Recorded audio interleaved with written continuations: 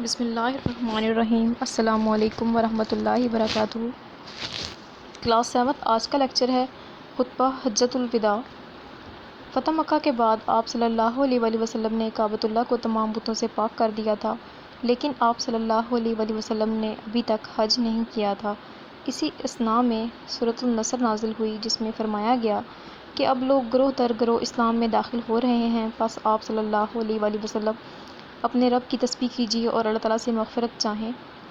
آپ صلی اللہ علیہ وآلہ وسلم کو معلوم ہو گیا کہ اب آپ صلی اللہ علیہ وآلہ وسلم کے وصال کا وقت قریب آ گیا ہے، چنانچہ آپ صلی اللہ علیہ وآلہ وسلم نے 10 ہجری کو باقاعدہ حج کرنے کا ارادہ کیا۔ تمام قبائل میں اعلان کر دیا گیا کہ وہ اگر چاہیں تو رسول اللہ صلی اللہ علیہ وآلہ وسلم کے ساتھ حج ادا کر سکتے ہیں۔ اس اعلان پر مسلمانوں کی ایک کثیر تعداد نے لبیک کہا اور تمام اطراف سے مسلمان گروہ در گروہ مدینہ منورہ میں جمع ہونا شروع ہوئے، اور چند ہی دنوں میں 1,14,000 مسلمانوں کا مجمع جمع ہو گیا۔ آپ صلی اللہ علیہ وآلہ وسلم تمام مسلمانوں کو ساتھ لے کر 26 ذی القعدہ کو مکہ مکرمہ کے لیے روانہ ہوئے۔ اپنے ساتھ رسول اللہ صلی اللہ علیہ وآلہ وسلم نے قربانی کے لیے 100 اونٹ لیے۔ مدینہ منورہ سے 10 کلومیٹر کے فاصلے پر ایک مقام ذوالحلیفہ سے رسول اللہ صلی اللہ علیہ وآلہ وسلم اور دوسرے مسلمانوں نے حج کا احرام باندھا۔ 4 ذی الحجہ کو آپ صلی اللہ علیہ وآلہ وسلم مکہ مکرمہ میں داخل ہوئے۔ خانہ کعبہ پر نظر پڑی تو فرمایا، اے اللہ اس گھر کو اور زیادہ شرف عطا کر۔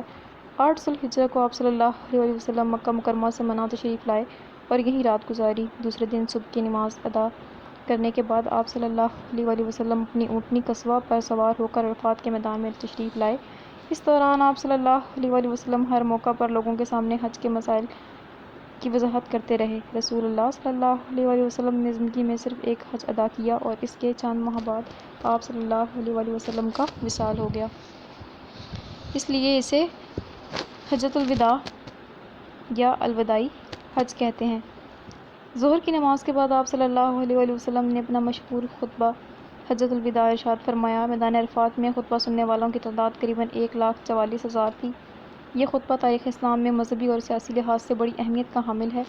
رسول اللہ صلی اللہ علیہ وآلہ وسلم نے فرمایا، اے اللہ کے بندو، میں تمہیں اللہ تعالیٰ کا تقویٰ اختیار کرنے کی وصیت کرتا ہوں اور اللہ تعالیٰ کی اطاعت میں نیک کام کرنے پر زور دیتا ہوں۔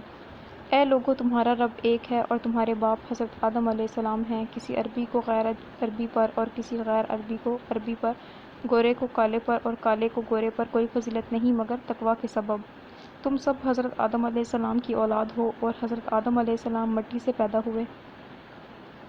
اے لوگو، تمہاری جان، تمہارے مال اور تمہاری عزتیں ایک دوسرے پر حرام ہیں اور زمانہ جاہلیت کا سود ختم کر دیا گیا ہے۔ صرف اصل سرمائے تمہارے ہیں، نہ تم کسی پر ظلم کرو اور نہ کوئی تم پر ظلم کرے۔ خبردار، جس کے پاس کسی کی امانت ہو بس اسے چاہیے کہ وہ مالک کو لوٹا دے۔